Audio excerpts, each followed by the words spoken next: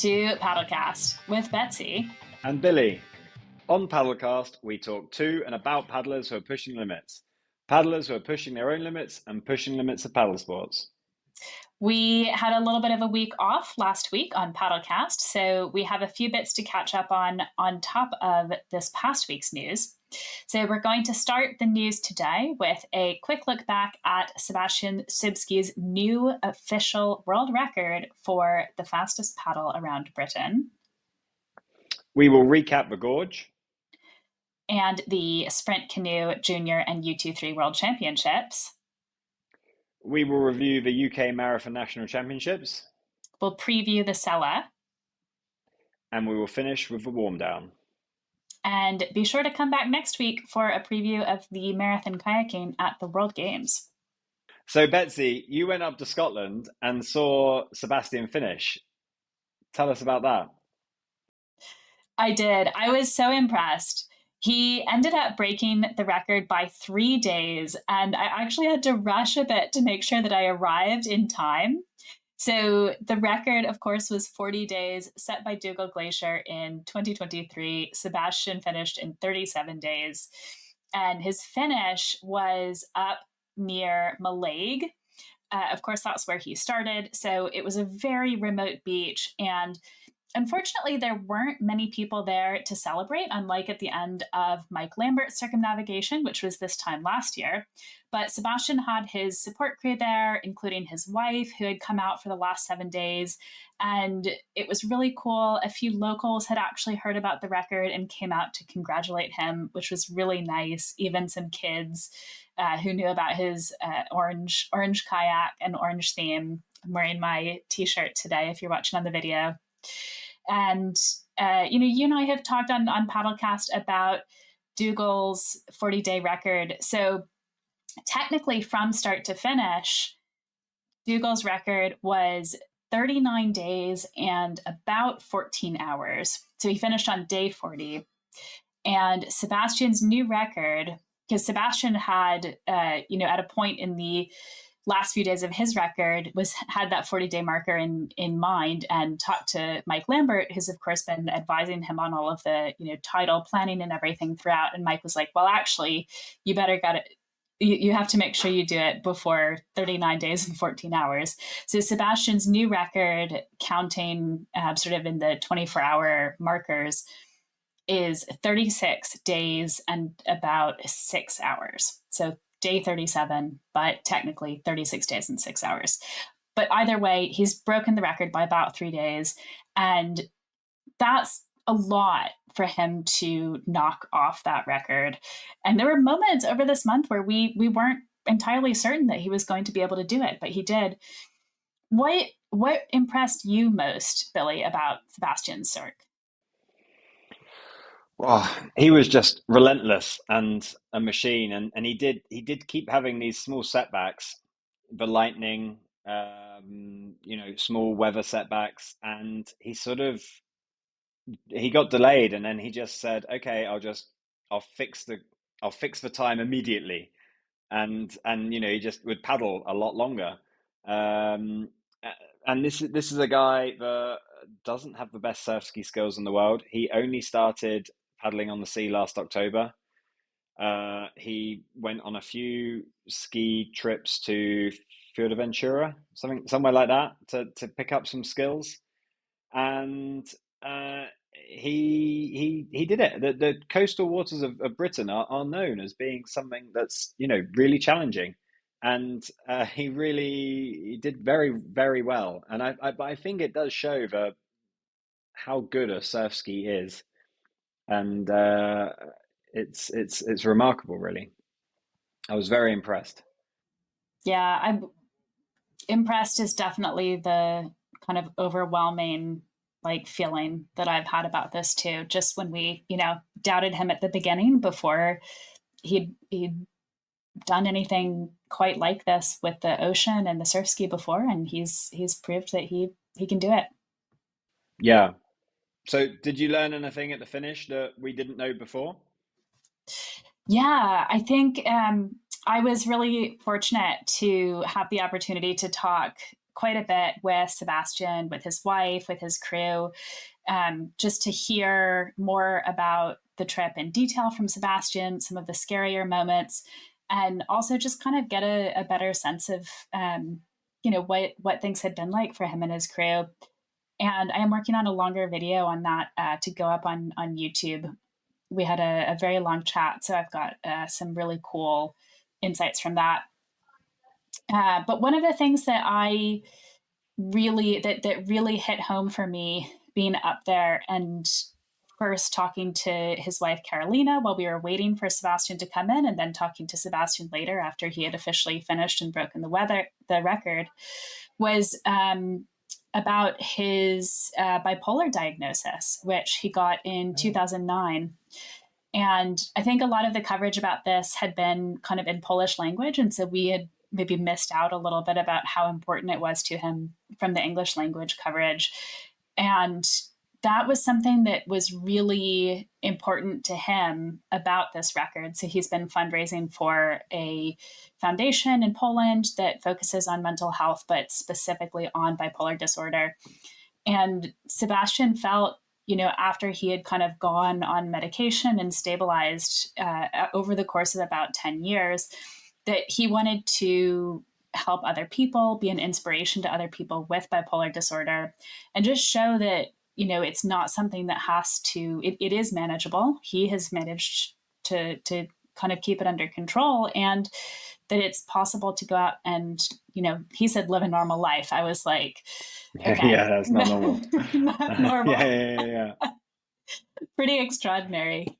So Yeah. I thought that was really, really neat to hear from him about. And it was also something that he felt made this record very different for him than the previous records. He's Yeah. someone who has several major records, including that 24-hour flatwater record, which is very impressive. And this was something different. I think it takes a different kind of motivation to Yeah. do the circ record, particularly if you've already done a few of these and you know how hard it's going to be. So I really appreciated talking with him about that. And, I think it was also, that was part of his mental strength too, which came across. That was something that came across when I talked to him and one of his support crew, Martine, in Brighton as well, was just that like absolute kind of iron will of like, I've said I'm going to do it, so I'm going to do it. Which was really, I think that's a lot of what you need when you're doing something like that. So very impressive. But how do you think, Billy, how do you think Sebastian's record, kind of taking a step back compares to the other records that have been set in recent years? It's obviously it's a very different approach now, and it's evolved since in the last 20 years when sort of John Willesee, Joe Leach went round about 20 years ago. They were in sea kayaks, and I think they took much less support from the land than I think they took less than Dougal, less than Mike. Mike did it in quite a clever way with supporting the lifeboats, so he had a lot of sort of goodwill all around the country. Obviously, lifeboat stations are almost always next to the sea and on the beach. It's the perfect sort of thing. And Dougal had a good infrastructure of sort of surf ski paddlers around the UK helping him. But Sebastian, wasn't local, couldn't call on that. But he had the van follow him around, the whole way, and that I completely underestimated how beneficial that would be. I really didn't take it into account until we started seeing, the how much it helped him, the ability, and he sort of worked out, okay, he can paddle all day, and then when say Dougal or Mike, Joe or John would have had to set up camp and get the stove out, make some food, Sebastian could be handed some food and sent back out. And I think we sort of worked this out by dot watching. He's pulled in, that's him for the night. And actually, no, he took a short break and paddled out again.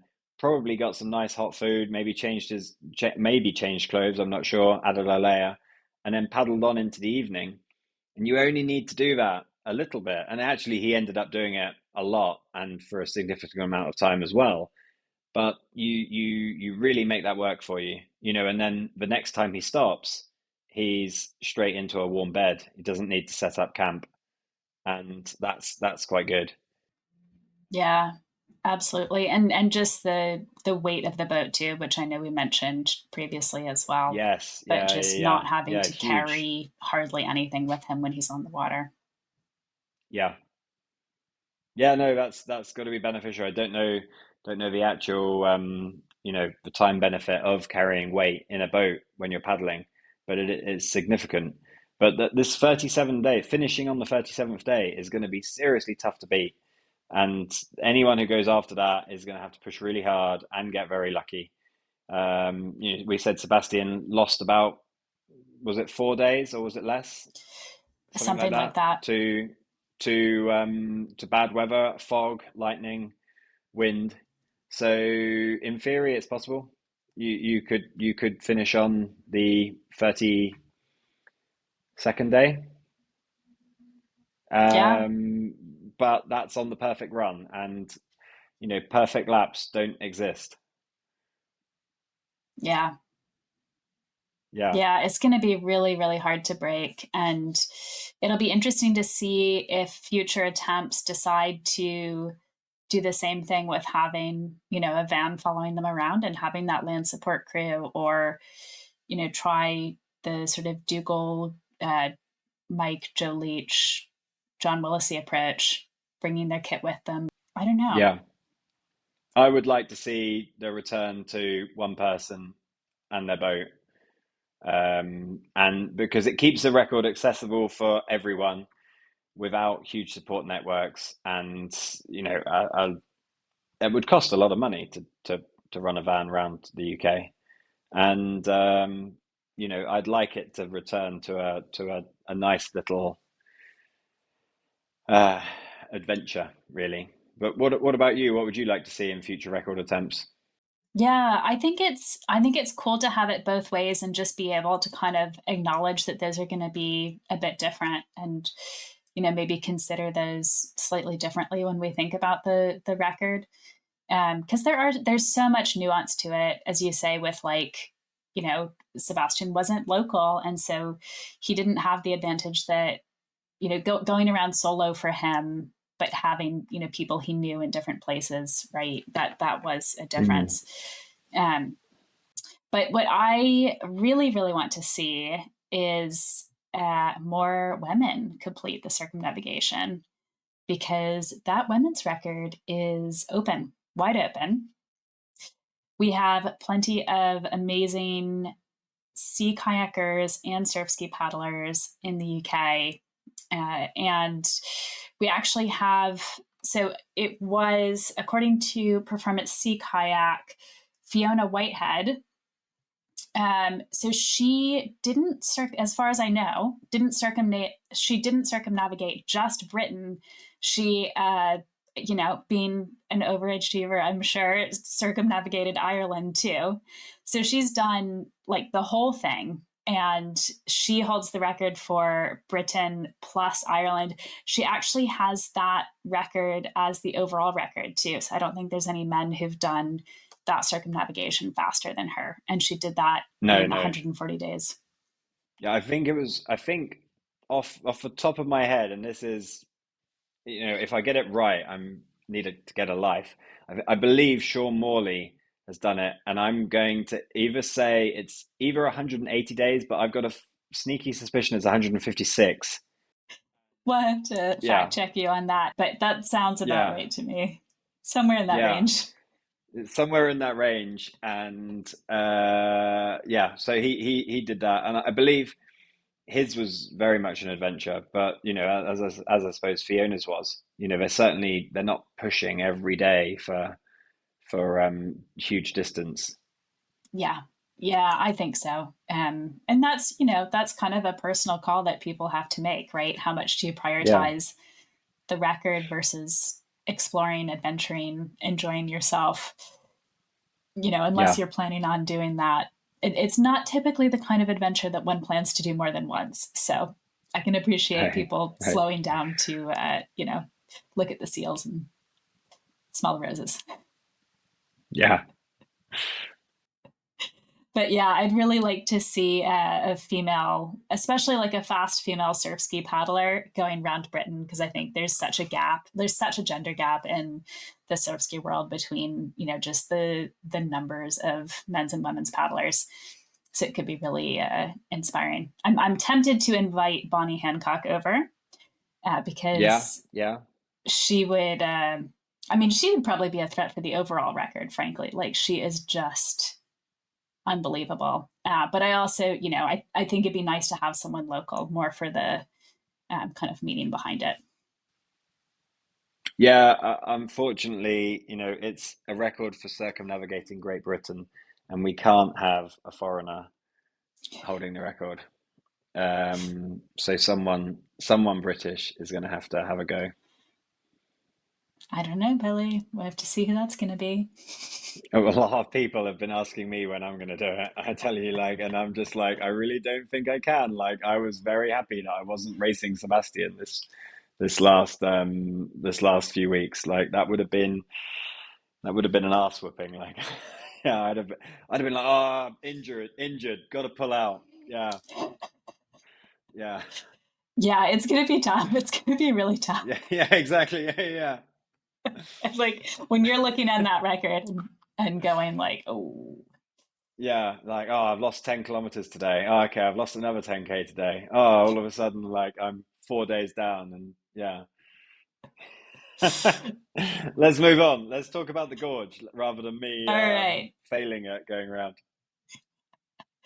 Yeah, we had some really good action at the Gorge. So this is just one of the premier surf ski races in the world. Typically, lots of Americans there because it is in Oregon.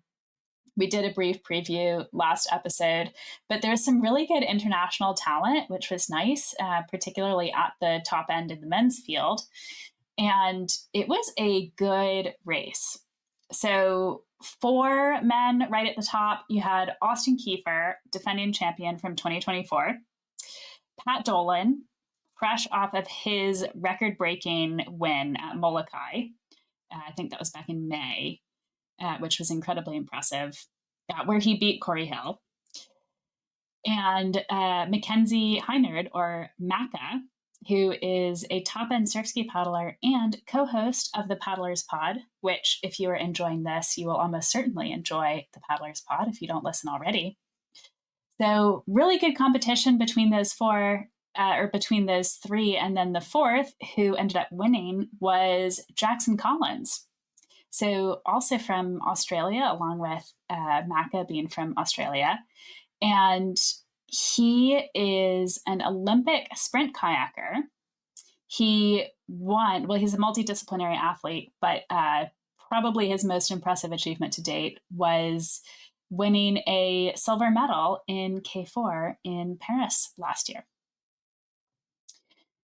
Which, yeah, pretty cool to see that Yeah, caliber that's pretty of cool. Yeah, athlete like coming from the Olympics, silver medal winning, crossing, competing at this level in surf ski.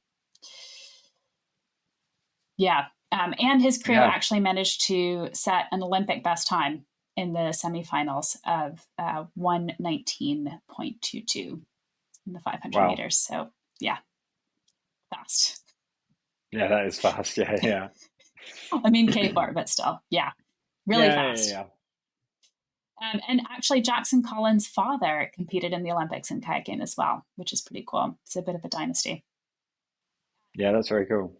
He also competes in surf lifesaving, and a few months ago, he earned his third Australian national title in the ski in surf lifesaving. And he's competed at a high level in surf ski previously, but then shifted to focus more on sprint kayaking in that lead up to Paris. So I think his last international race, his last like major international race in surf ski was the 2022 ICF Ocean Racing World Championships in Portugal. and he finished in 6th place there. So it was Kenny Rice who won that year. You see lots of familiar names in those results.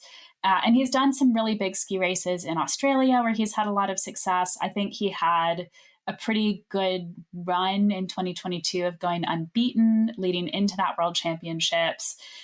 So he's definitely been at the top of the ski world previously. But it will be interesting to see, we're kind of in that zone of the Olympic cycle right now where athletes coming out of Paris might want to kind of take some time to Yeah. have, do some more fun things, go back to the other paddling disciplines before kind of dipping back into sprint kayak ahead of LA 2028. So I will be really interested to see if we see more of Jackson Collins in the major surf ski races over the next few months or maybe a couple of years, depending on how he kind of decides how much time he can spend away from sprint kayaking. I'm sure he's still keeping Yeah. fit in that regardless. But yeah, pretty exciting. I really hope that we see him in Durban. Yeah, I mean, if coming off that Olympic cycle and the result of the Gorge, he's obviously in form, so he could be one of the podium threats for Durban. I'm sure there's going to be plenty of other names that will have a say in it, like Flash Gordon will be back to defend it, and Corey Hill will be there, and there's plenty of South Africans. I think with the news we received last week that we'll cover later, one of the Orca squad is going to come really good in Durban. They will fly. Yeah. Everyone's putting out hashtag, do your best for Pete, and it's someone there is going to shine, I think. So the men's field was fairly competitive, but great shame in the women's field was pretty poor. Yeah, it was really light. We did have Anna Swetish back again to defend her title, and she is definitely a top end surf ski paddler. She can, mix it up with some of the best globally. I don't think she's going to be racing in Durban. Hopefully that changes. That was the last that we heard from Kira when we interviewed world champion Kira Bester in a previous episode. But yeah, no one really to challenge Anna. I think, she had a good race with the men, which is great. We had thought in our preview episode maybe she would do even better than last year, where she finished, I think, 3rd overall, which is phenomenally Mm. impressive because that was still pretty competitive. But I think we did see an even higher level of competition in the men's field this year. And so she finished a couple places behind those kind of top 4. But still, great race for Anna Swedish. And yeah, it'd just be nice to see it be a little bit more competitive on the women's side. But yeah, we'll certainly see really good women's competition in Durban. Yeah, yeah, it's a shame that it wasn't more competitive. The Gorge is obviously a massive bucket list event for most people worldwide in surf ski. So it's a shame there weren't a few more women out there. Yeah. But what about the junior and under 23 world championships in Portugal last weekend? Yeah, these were good. Yeah, and who were your standout performances? There was some really, really exciting standout performances there. Quite a lot of them. And it's always great to see the younger paddlers, coming up through these kinds of competitions. Some of them have already raced on at the highest level too, even at the, junior or under 23 ages.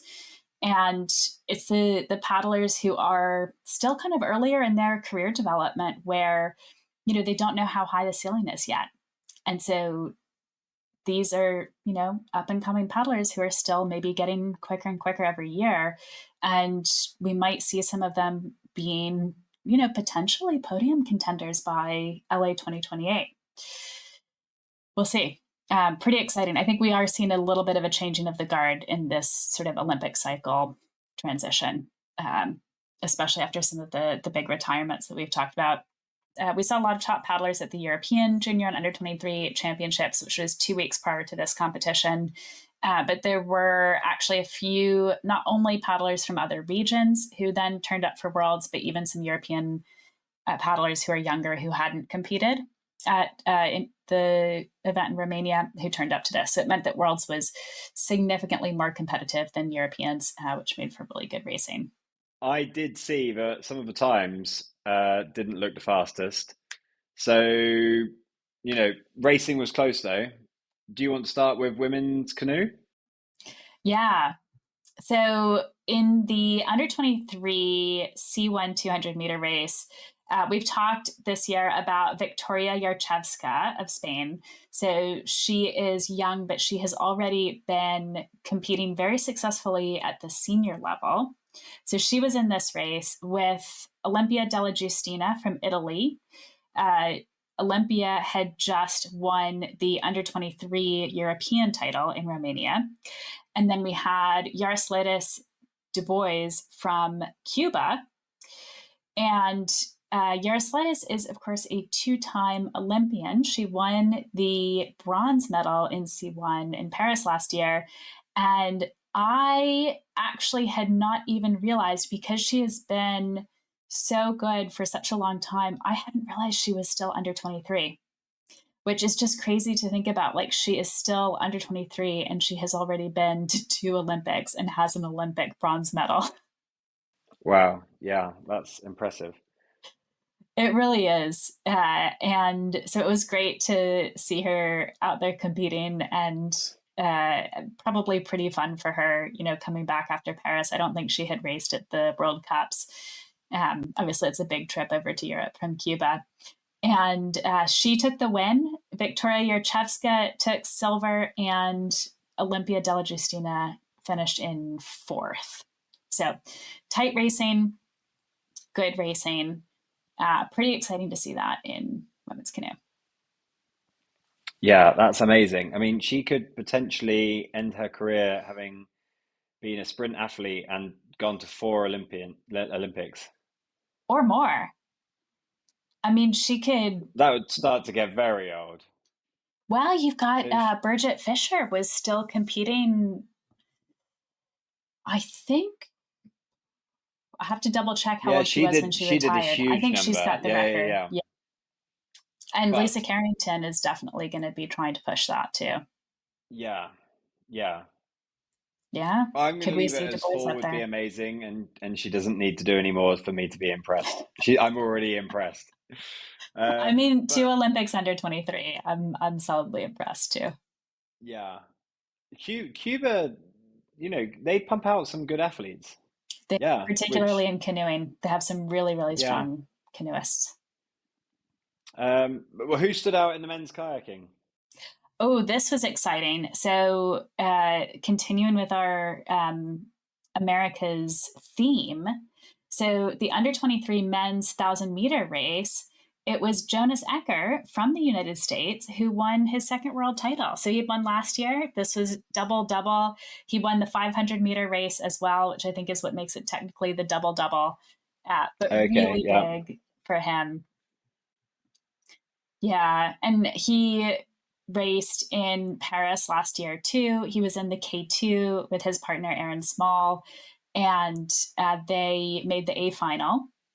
And that was a really big deal for the US, being very familiar with the US history and canoe and kayak. It's not the strongest country in Yeah. sprint canoe and kayak.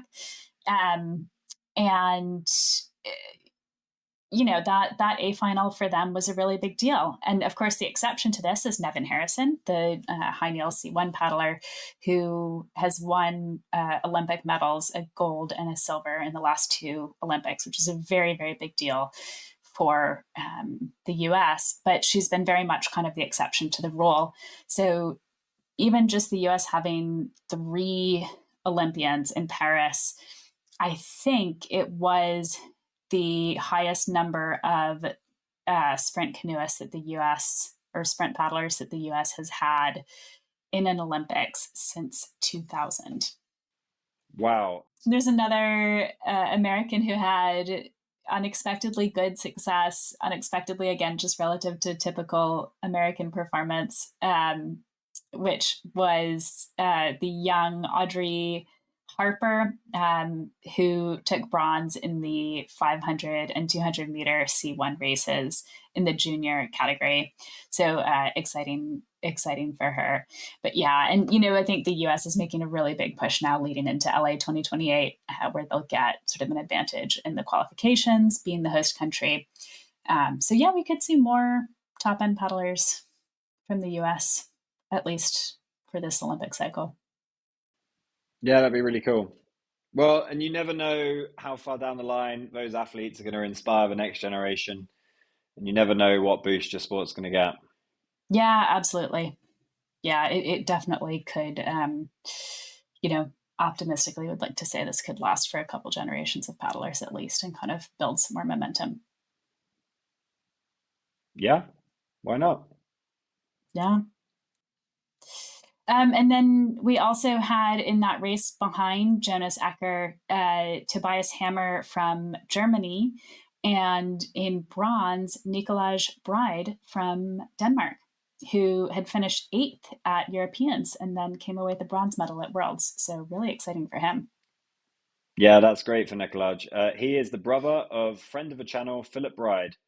I enjoyed our chat with Philip a few weeks ago, and yeah, so well done to them. I know we're pretty limited on time, but are there any other names from the junior worlds that you want to mention? Yeah, definitely tough to talk about all of the standouts. I will mention Australian Natalia Drobot. She won the K1 500 meter women's under 23 race. She also earned a bronze medal at the Szeged World Cup earlier this season, and she's only 20. So she still has Wow. several Yeah. years left in under 23. I think she's another one to kind of watch in the team boats and in the single boats, over the next few years. I think she's doing Australia proud. Yeah, definitely.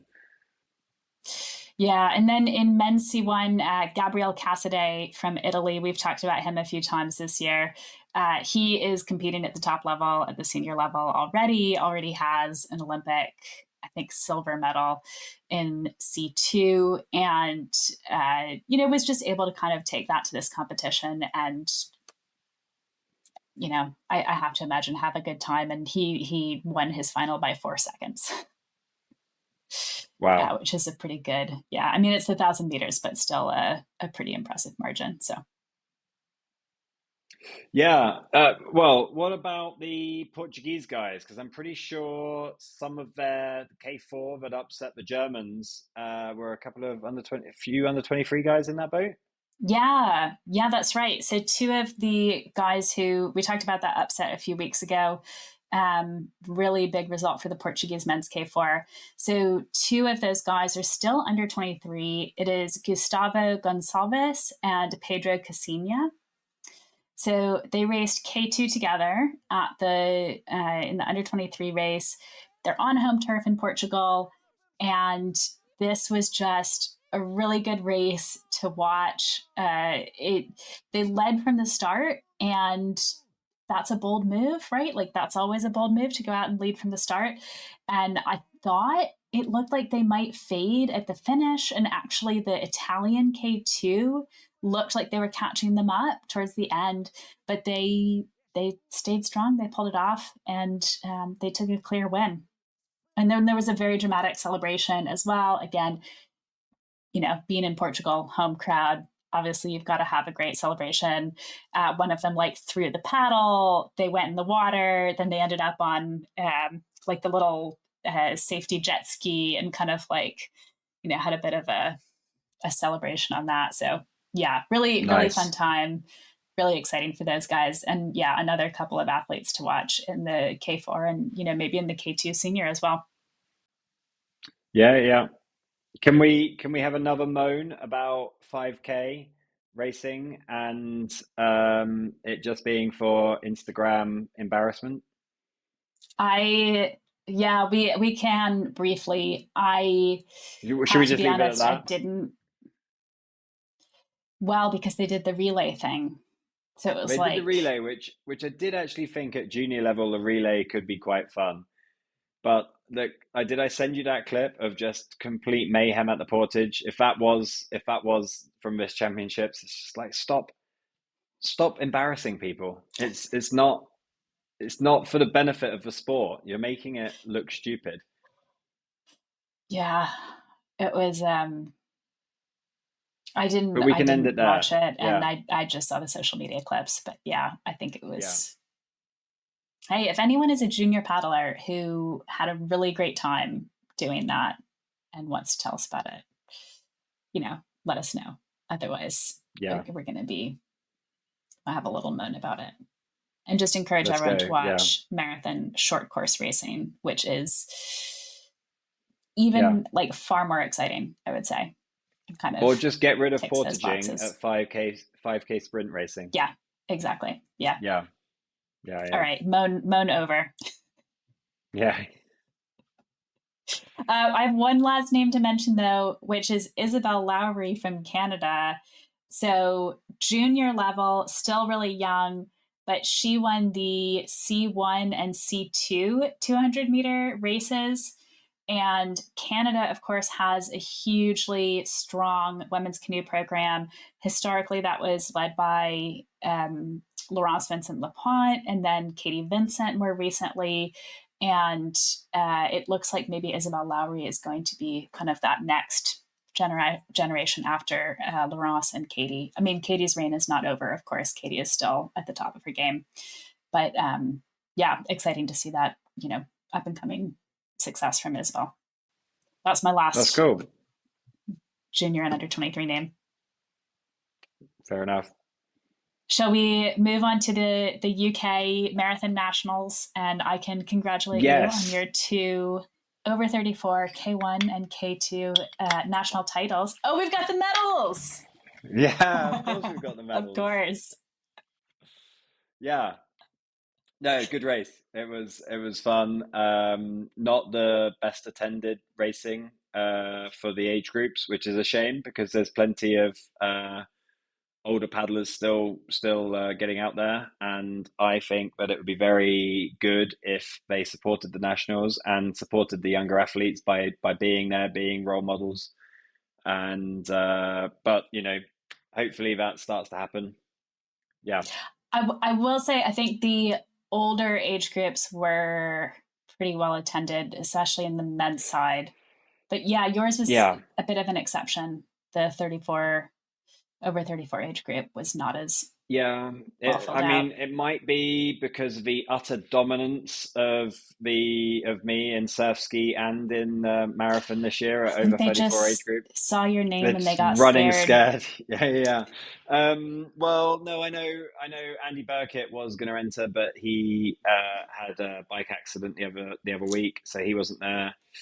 Sam Newlands, who isn't actually British, he was going to enter, but he had a mix-up on the calendar, so he missed the Saturday. So actually, at that point, it could have been a very different story of national champion, and it would have been a seriously good race. But I think people at some point people move away from serious racing and then they come back after a little break, maybe. And I had my little break and I'm back. What did you think about? So it was hosted in Norwich at Norwich Canoe Club. What did you think about the course? Do you know what? I thought it was a pretty good course for the river that they've got. There were a few complaints about the tight turns before the portage. For anyone that doesn't know the course, it would have been quite congested with boats speeding into the portage, very close proximity to the other boats, which they could have made some separation buoys maybe, but instead they gave us sent us up a sort of a tributary, or maybe it was the main river, I don't know, round a turn buoy. Then you had to turn round the bottom end of what appeared to be an island and then go into the portage, and it was pretty tight, especially in the K2s. But so there was a few complaints about that, but I thought it was pretty good. There was decent level of competition. We had many international medal winning athletes competing, with current European marathon gold medalist James Russell, Will Short, Charlotte Creamer, Tim Lodge, Gilbert Spears. we had the WWR World Champions, Kerry and Emma Christie and Billy Blackman all racing there. So really good level of competitors, as well as having Suva Borge Slatsvik from Norway coming over. So he's national champion of Norway. He got mentioned in our April edition, did he? Because he went to Yeah, he Waterland. raced the Waterlands. Yep. Yeah, so And he's getting podiumed about. there, I think He's silver yeah, behind Jimbo.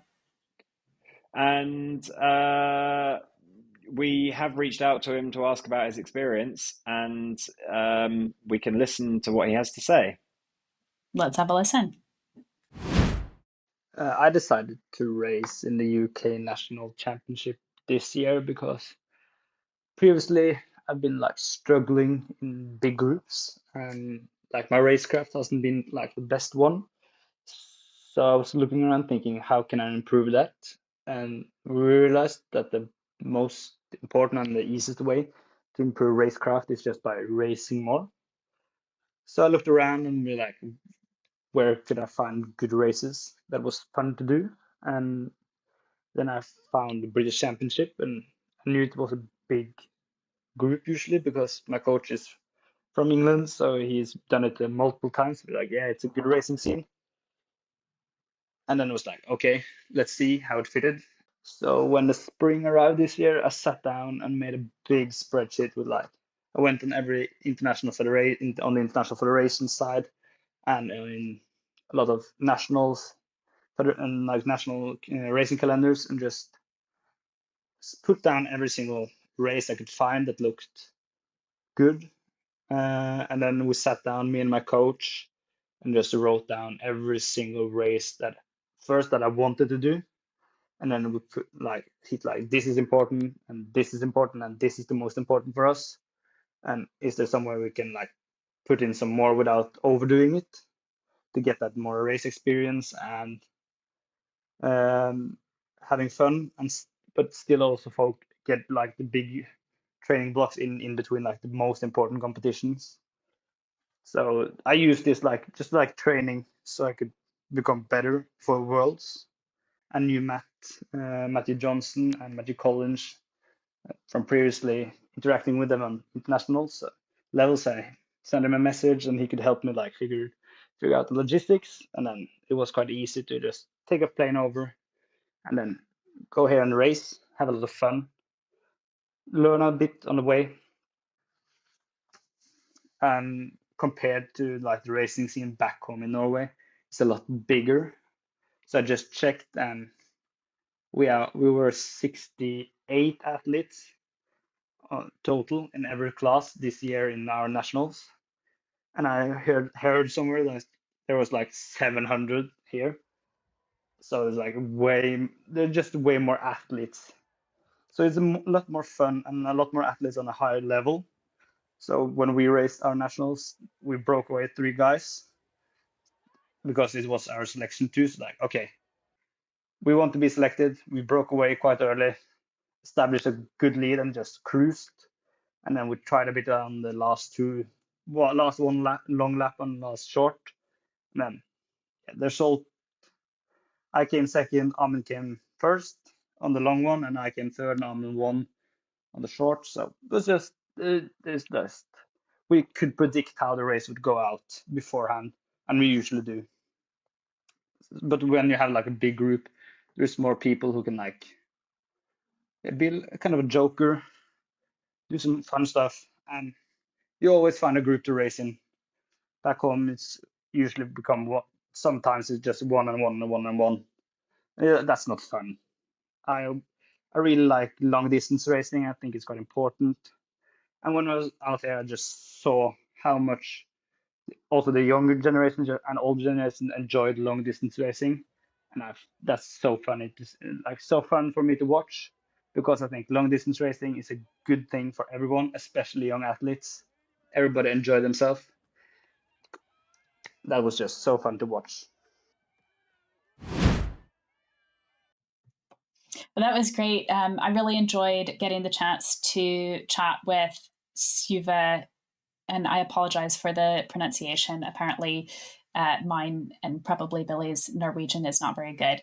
Um, So he was great to chat with the other day at the Marathon Nationals, and it's interesting to hear his perspective on how things are also a little bit different in the UK scene versus in Norway, and each kind of country and area comes with its own pros and cons and challenges, and it's just really great to have him over in the UK competing at the Marathon Nationals. He definitely made the racing better. He was up there with the front pack in a lot of the races, so it was great having him here. Yeah. So you reported on the event for Paddle Daily, and you did some great live streaming. You watched all the races? All the races? Almost Did you? all of them. I missed a few. I missed some of the I think some of the under 14 racing. Okay. So what were the highlights? There was some really good racing. I really enjoyed getting to cover it, and it's all saved. There's a highlight on the Paddle Daily Instagram account if you want to go back and actually watch all of the footage and the action in real time. I think my favorite race of the weekend, maybe sort of the most dramatic, was the senior women's K1 race. And it was a small race, not many entries, but it was 4 women. So Melissa Johnson, who was defending her title from last year, plus Sam Reese-Clark and Brindy Kraft and Freya Peters. Yeah. So the 4 of them started together. I had a feeling they would stick together for a while, right? Small race. They're all like similar enough in speed. So they did. They stuck together as a 4-pack for a long time. It was 3 laps. So first lap, they're together. Second lap, they dropped 1. So Freya dropped off the back and it was down to 3. So Melissa, Sam, and Brindy. And then by the start of the 3rd lap, it was down to 2. So it was just Sam Reese-Clark and Melissa Johnson at the front. Pretty good race, right? So Melissa's coming off of her win last year. Sam is technically retired from kind of like the performance side of things, but she's still a really phenomenal athlete. One of, I think we've talked about, like one of Britain's most successful paddlers in recent years. And even though she's retired, she's still really in pretty close to top form. And so that was a really good race. I thought it was down to 2, but I was standing about 500 meters above the finish, and I see, here comes, Melissa and Sam sprinting it out. I'm like, oh my gosh, that's going to be, it's going to be one of them. And then about a minute later, I see Brindy coming through for the 3rd place. And then find out right before the finish, so literally less than 500 meters before the finish, Melissa Johnson went in, Sam won, and Brindy, because she was only a minute behind, passed Melissa to come second. And then Melissa ended up in 3rd. Wow. Yeah, it's pretty well. It's bad for Melissa, but Yeah. great bit of fortune for Brindy there. Yeah, definitely. And just one of those reminders that, like, I was standing there thinking, okay, 500 meters from the finish, the race it's a sprint finish from here, and that's it. That's all that's going to happen. But yeah, it's marathon racing. Like, stuff happens. You never know. There was a Will Short he raced in the senior men's race and had a rudder issue at the top portage in the first lap. I think it was on the first lap, and had to like paddle his boat with a broken rudder all the way back, which looked really rough. He and Alex Morgan made up for it in K2, luckily, where they actually finished second behind James Russell and Charlie Smith and beat a bunch of really fast senior men, and they're still juniors. So that was really good. They did, and that's great. But the record books, the history books won't ever say, "Oh, they were juniors and they got this result," and they have missed out on a junior national championships, and I think you should win when you're a junior. You should go and win the junior national championships because that's then you never get the chance to do that again. You can't go back when you're 19 and go, oh, I didn't do it last year, but I just want to do it this year. I think they should have gone and won their junior category. I see that. I see that argument. I disagree. think that they are good enough at this stage that that junior national title will not feel that important in the grand scheme of their paddling achievements. I possibly And agree with you on that. it's more important for them to, because that junior title, they're not going to face anywhere near the level of competition that they're getting in that senior men's No, they're race. not. They're not. But also, if you looked at how that senior men's race broke up, I don't know how much practice they got for the Worlds at the UK Nationals on a bit of a funky course. It wasn't a sterile international course. Um, I'll keep my opinion and you can keep Yeah. yours. We're Yeah, we're all yeah, right with yeah. that. We'll agree Yeah. to disagree. I did hear that they were getting, I think, even advice from some of the senior men during the race about position and things like that.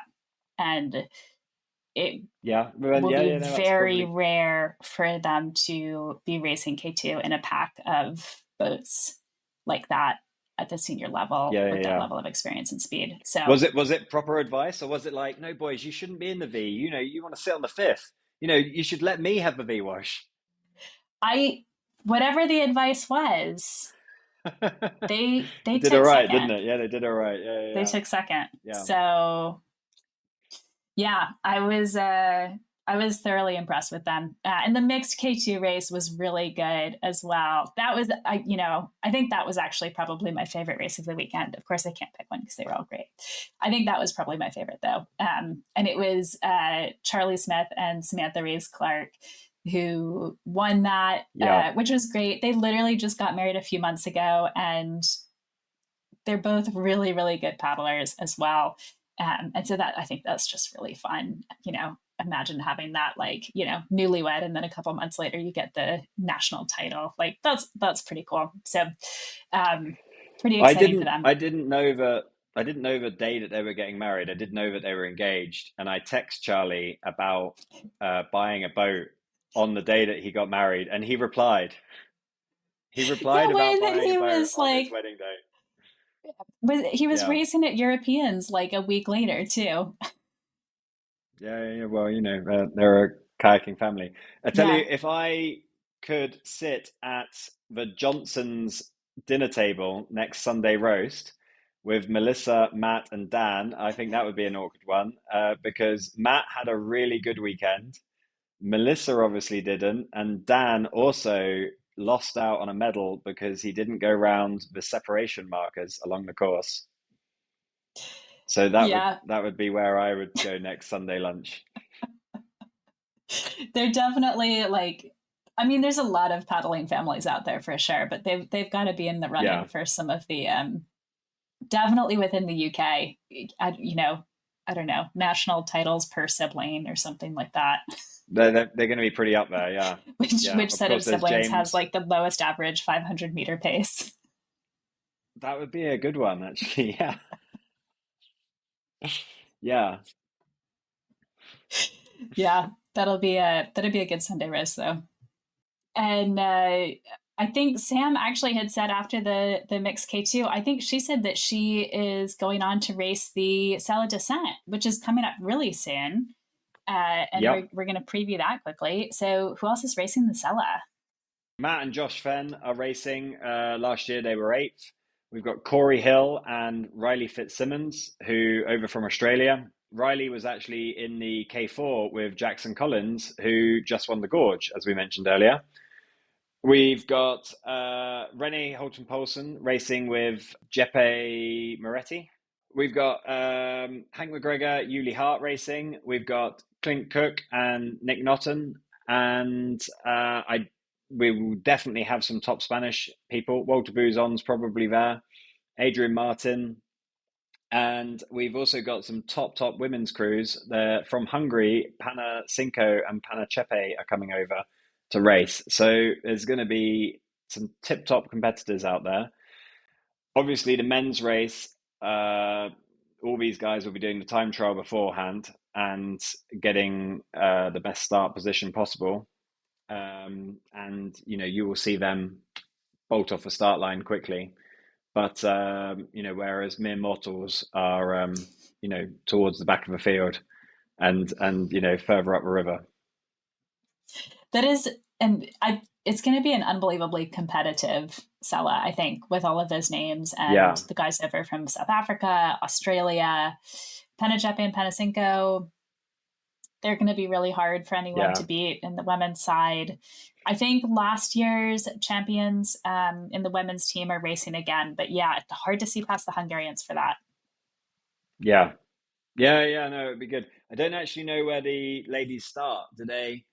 I believe they start behind the men, so they probably end up having to have a real bit of tricky navigation through the field.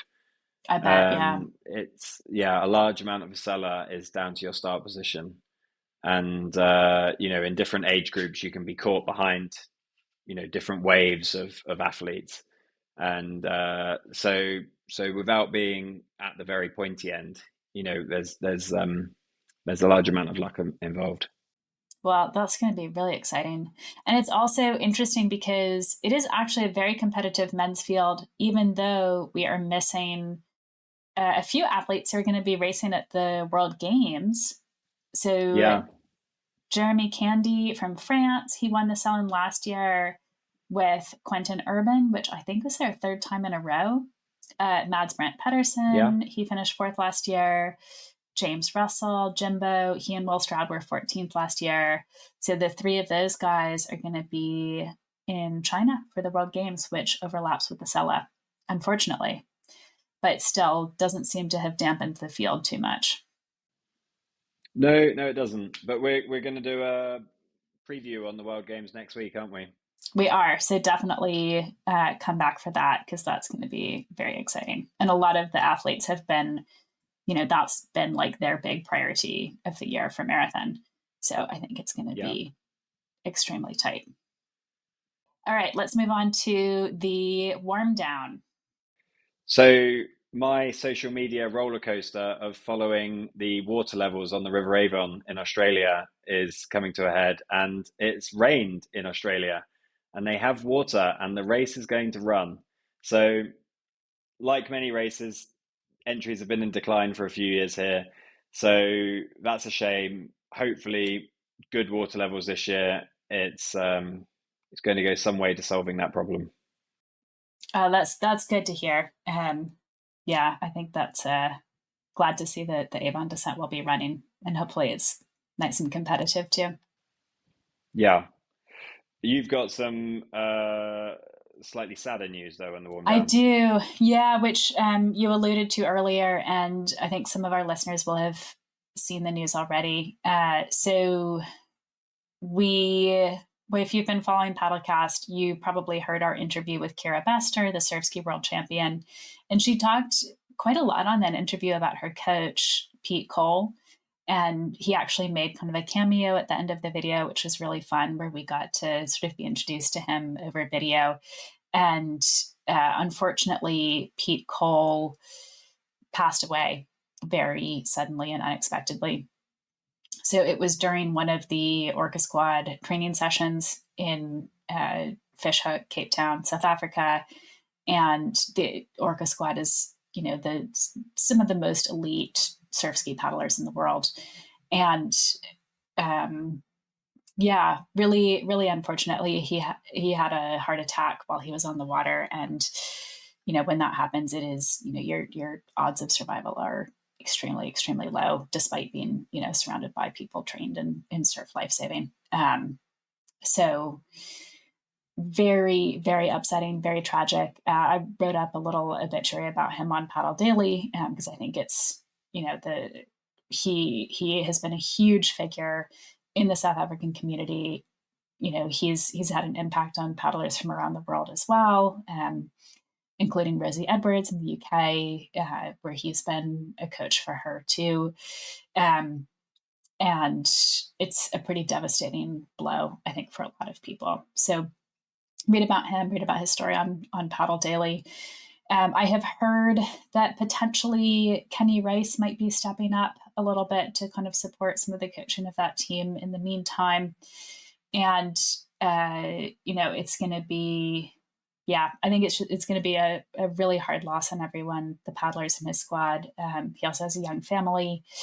And yeah, I do want to take the opportunity to make a little bit of a PSA. We're very short on time, but just about, first aid training and heart health, having been in a situation a number of years ago where I was in a canoe. There's a C4 4-person canoe, and the woman in front of me had a heart attack while we were out training. And luckily she survived, but definitely, staying calm. Make sure you're up to date on your CPR training. I try to keep mine up to date, and it's just, best to have as many people prepared when those situations do happen. All of us spend a lot of time on the water, and, the odds of a cardiovascular event happening on the water when you spend so much time on the water are going to be higher. And yeah, be proactive about your heart health. So there's a lot more I think that we could say on that, but. And take a mobile phone with you. Yep. Yeah. Go in a group, have someone with a mobile phone. If you're paddling with someone you don't know, get their emergency contact details before you go out. These are all just kind of good things to keep in mind, that, when something really tragic like this happens, it's at least a reminder to. Yeah. It is. Yeah. But let's end on a different piece of news. And Billy, what was your next piece of news? So my next piece of news was that Ivan Lawler will not be commentating at this year's World Marathon Championships. He announced the shock news on Wednesday that the ICF has decided to go with someone new. And they're his words, not mine. This is going to be a huge loss to the world's coverage. Ivan gives great insights into the minds of potential winners. And it's a great opportunity for viewers to learn the marathon tactics. I've watched hours of these races over and over, just trying to see what people do where. And Ivan's telling you about it. And there's so much to learn. I would be shocked if the next person is able to fill his shoes. Yeah, it was really surprising to see that. And yeah, it sounds like Ivan doesn't, he hasn't really been given any information other than, I guess, you're not invited this time, which is, as you say, pretty shocking. There's been a lot of comments on social media already by people who are not happy about the news, but also just celebrating Ivan's amazing commentary over many years. And we don't know if this is just for the Worlds this year or if it's long term. Hopefully he gets invited back. So that remains to be seen.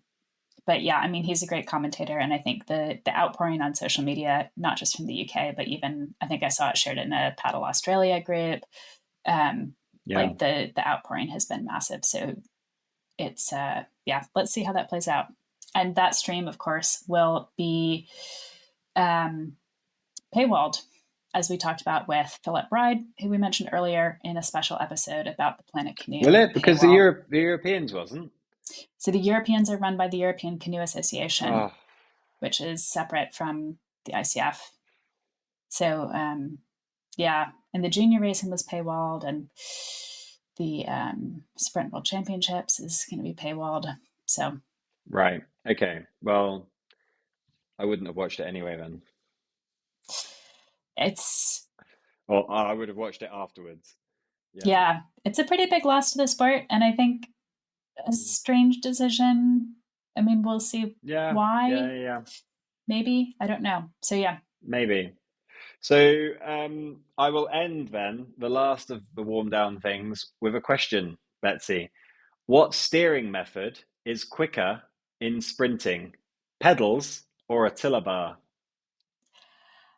All I can say is I have heard and seen a number of paddlers swapping from tiller bars to pedals, at least for marathon and like DW, Divides to Westminster, ultra distance racing. Right. Has it been tested in sprinting? I don't know if it's been tested, but I have heard rumors that having pedals in your sprint boat makes you significantly slower. And this is news coming out of the performance department in Britain. Wow. Well, I'm sure they are coming to those conclusions based off of rigorous testing. Extensive test. I mean, this is the Great British Performance Department. This is going to end up being a slightly spicy episode of Paddlecast. Well, maybe, but it's right at the end. No one listens to the end. Yeah, we've had a few moans on this one. Yeah, well, I look forward to seeing how that plays out. So we'll see. Yeah, I mean, we just mentioned Riley Fitzsimmons and Jackson Collins. I don't actually know where they sat in that K4, but they are both SLS boys. If they were driving, I bet they had pedals. I don't know. Or do you think the Australian performance squad is on the same page as the GB ones? I don't know. Banned Tiller bars. Yeah. I don't know. As far as I'm aware, there's no rule in the ICF rulebook about, the rudder has to be a tiller bar. I don't know. We'll leave it there. We put the information out there for the public to decide amongst themselves. Yeah. Well, and I would love to see some testing data. That's my request, is for someone to go out and test it. You won't find the testing data. Yeah. It's a request. We'll see if someone steps up to the challenge. Yeah. Well, we've got to leave it there. We had a lot to catch up on this episode. So if you did stick with us the whole way, thank you very much for listening. Please subscribe. Please share it with your friends. And until next time, see you on the water. Yeah, see you on the water, everyone.